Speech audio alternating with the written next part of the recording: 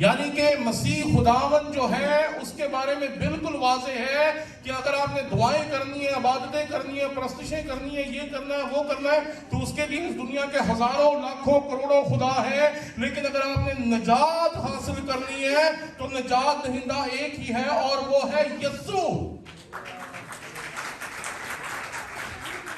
اس کے نام کا ہی یہ مطلب ہے۔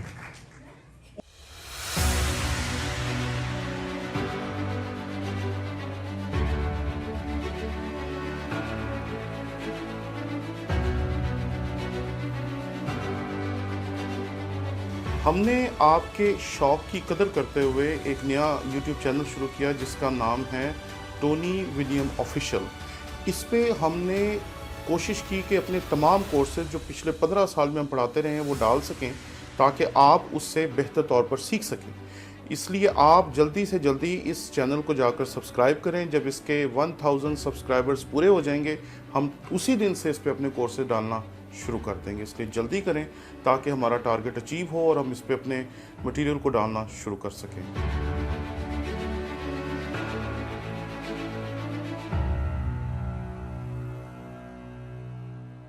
اور میں جب اس حوالے کو پڑھ رہا تھا تو یہ وہ بات چیت ہے جو خواب میں فرشتے نے یوسف کے ساتھ کی، اور اس نے اسے کہا کہ تو نے اب آگے کرنا کیا۔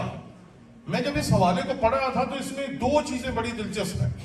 اگر آپ خداوند کے کلام میں سے اس حوالے کو اپنے سامنے نکالیں تو یہاں پر لکھا ہے اس کے بیٹا ہوگا اور تو اس کا نام یسوع رکھنا، کیونکہ وہی اپنے لوگوں کو ان کے گناہوں سے نجات دے گا۔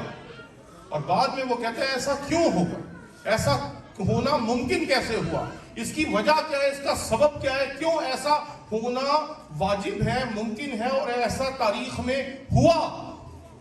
کیونکہ خدا نے کہا تھا، نبوت تھی، اور اس نبوت کے مطابق یہ سب کچھ رونما ہوا۔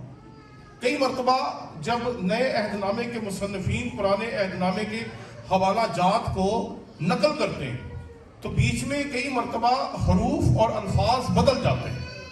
کئی مرتبہ ناقدین کہتے ہیں کہ جی یہ کیا لفظ ہے، اس کو ایسے نہیں استعمال کرنا چاہیے، اس کو ویسے نہیں استعمال کرنا چاہیے، یہ کیوں استعمال کیا گیا۔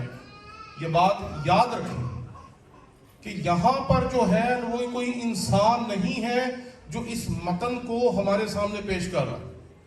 یہاں پر جو اس متن کو، اس حوالے کو، کلام کے حصے کو یوسف کے اوپر ظاہر کر رہا ہے، جس کو آج میں نے آپ کے سامنے تلاوت کی، یہ دراصل خدا کا مقرر فرشتہ ہے جو خدا کے حکم کے بغیر کچھ بھی نہیں کر سکتا۔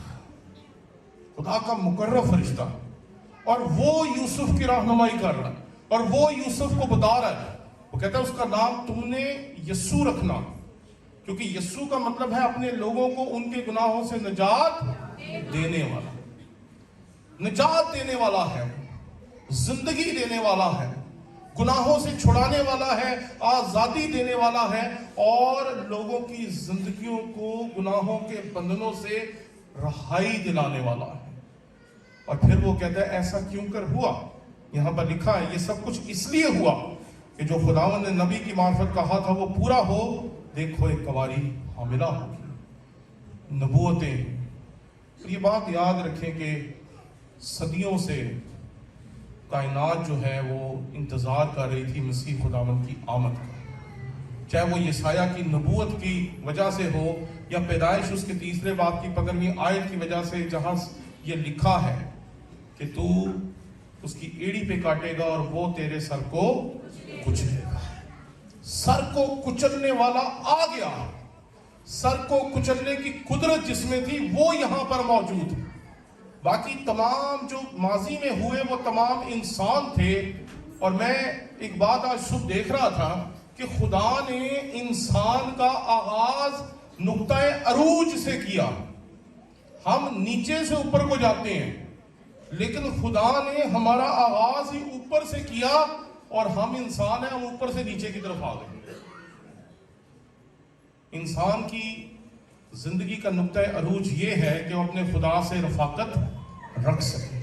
آج پوری دنیا کے مذاہب یہی سکھاتے ہیں کہ ہمیں اپنے خدا کے پاس جانا ہے، ہمیں اپنے خدا کے پاس جانا ہے، ہمیں اپنے خدا کے پاس جانا ہے، اس نے جو بھی جگہ تیار کیا ہمیں اس میں داخل ہونا ہے۔ لیکن جب آپ بائبل کو دیکھتے ہیں تو بائبل کا آغاز ہی یہاں سے ہوتا ہے کہ وہ ٹھنڈے وقت میں باغ میں پھرتا تھا اور آدم سے رفاقت کیا کرتا تھا. ہم کسی ایسی چیز کی طرف نہیں دوڑ رہے جو ہم نے کبھی دیکھی نہیں ہے.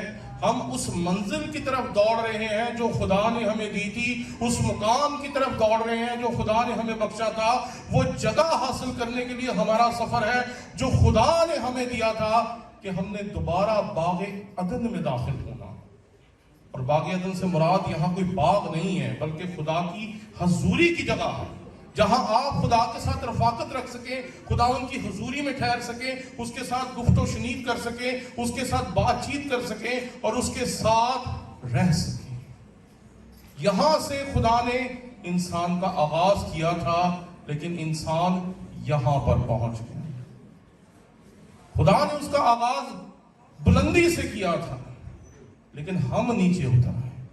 اس لیے اب ہم الٹے سفر کی طرف ہیں کہ دنیا جس سفر کی طرف جاری ہے ہم بھی اسی سفر میں مشغول ہیں, کیونکہ ہم اپنا وہ مقام قائم نہیں رکھ سکے تھے.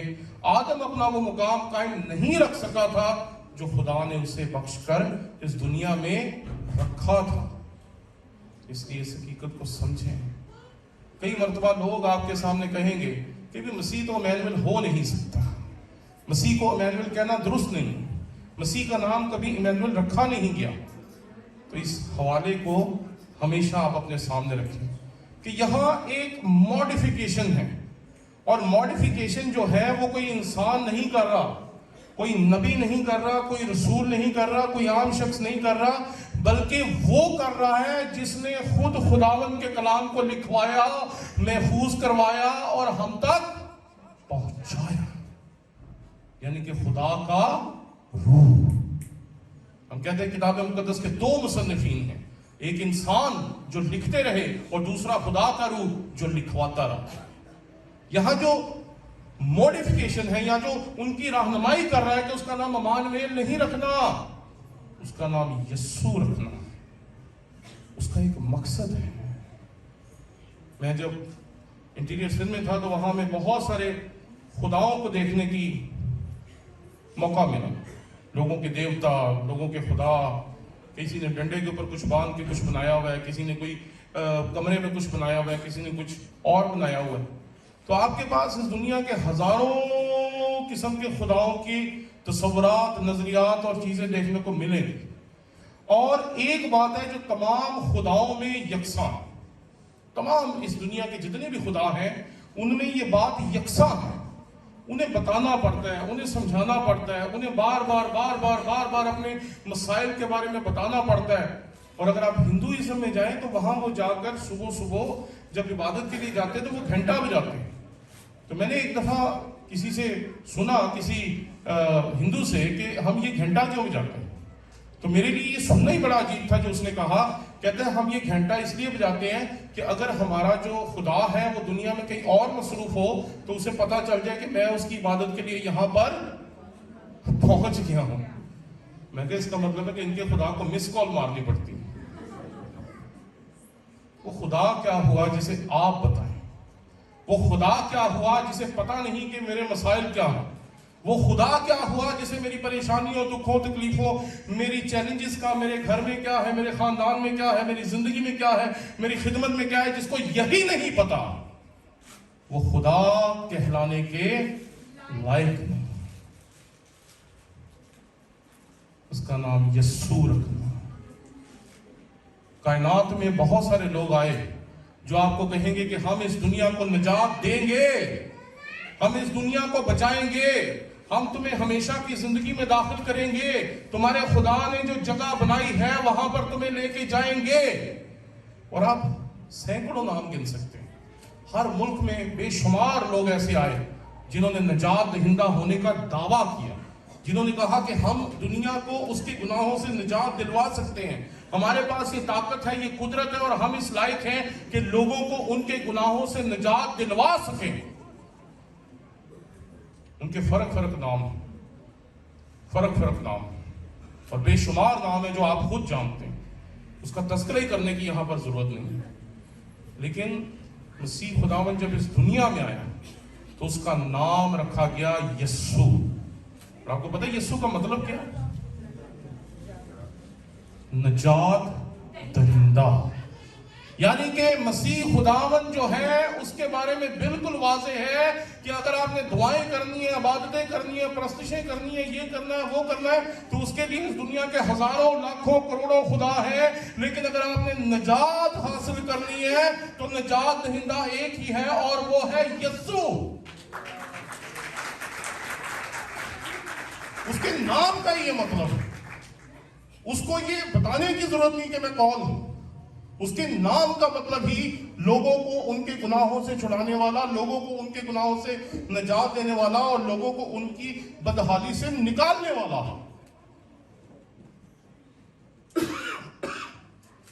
نبوتوں کی تکمیل نظر آتی ہے مسیح خداوند کی زندگی میں. جتنی بھی نبوتیں اس کے بارے میں کی گئیں، اس نے تمام نبوتوں کو اپنی زندگی میں پورا کیا. کیوں؟ کیونکہ وہ خداوند کے کلام کے مطابق اس دنیا میں آیا. وہ خداوند کے کلام کے مطابق اس دنیا میں آیا تاکہ خداوند کے کلام کے مطابق ان لوگوں کو جو گناہوں کے بندنوں میں ان کو رہا کرا سکے، آزاد کرا سکے، اور ہمیشہ کی زندگی بخش سکے.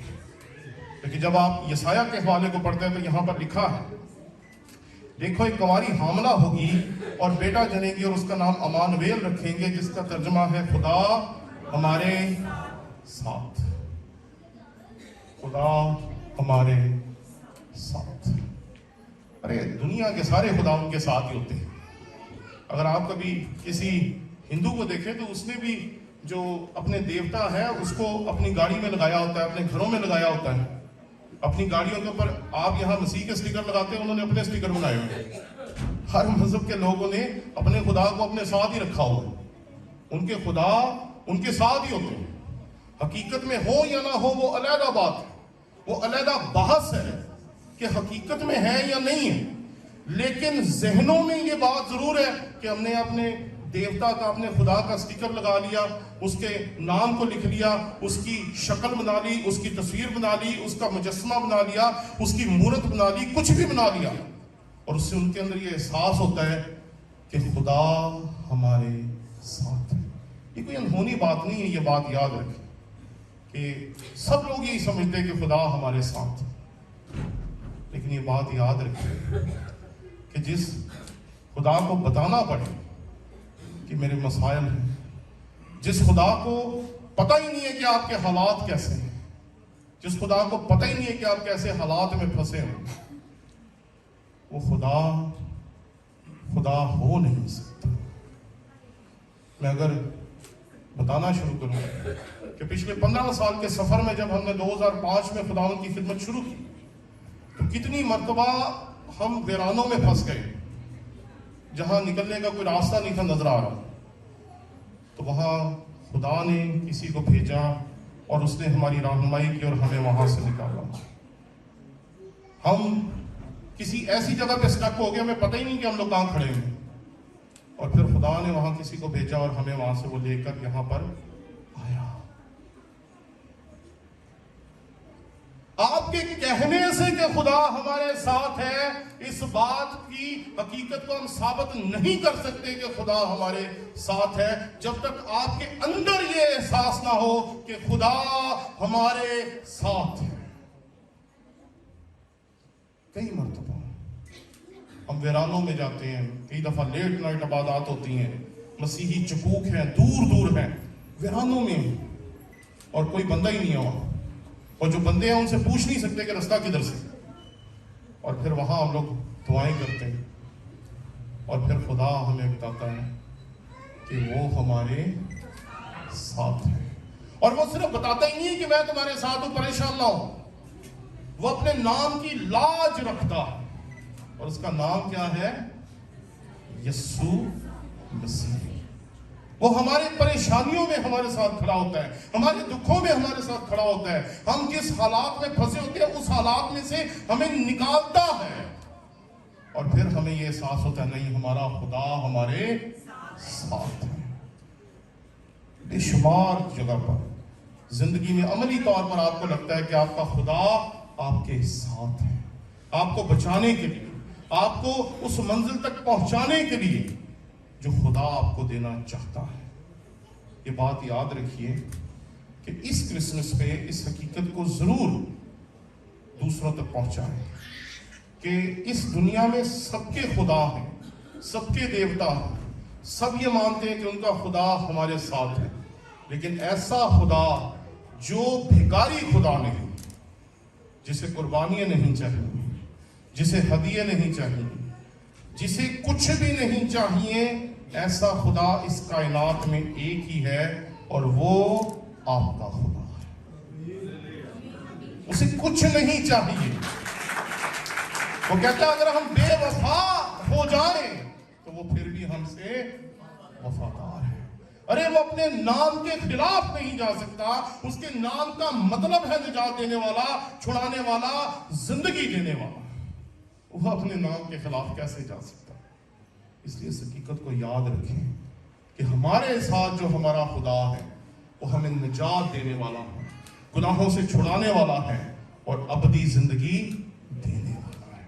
اس لیے اس کرسمس پہ یہ بات یاد رکھیں کہ دنیا کے جتنے بھی نجات دہندہ ہیں ان کے صرف دعوے ہیں، ہم یہ کریں گے، ہم یہ کریں گے، ہم یہ کریں گے۔ اسی خداوند آج بھی آپ کی زندگی میں کام کر رہا ہے، آج بھی وہ لوگوں کے گناہوں کو معاف کر رہا ہے، لوگوں کی بیماریوں کو دور کر رہا ہے، لوگوں کی تکلیفوں کو دور کر رہا ہے، لوگوں کی پریشانیوں کو دور کر رہا ہے۔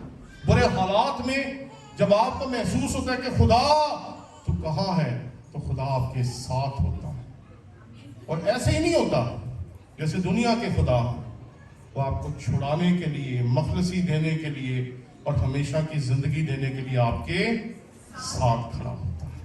اس لیے آئیں اس کرسمس میں بچوں کو صرف امانویل نہ سکھائیں، بلکہ انہیں کہیں کہ امانویل جو ہے وہ دراصل یسوع ہے، جس کا مطلب گناہوں کو چھڑانے والا خدا ہمارے ساتھ ہے، پریشانیوں کو دور کرنے والا خدا ہمارے ساتھ ہے، تکلیفوں کو دور کرنے والا خدا ہمارے، موسموں کو بدلنے والا خدا ہمارے۔ پریز دی لارڈ۔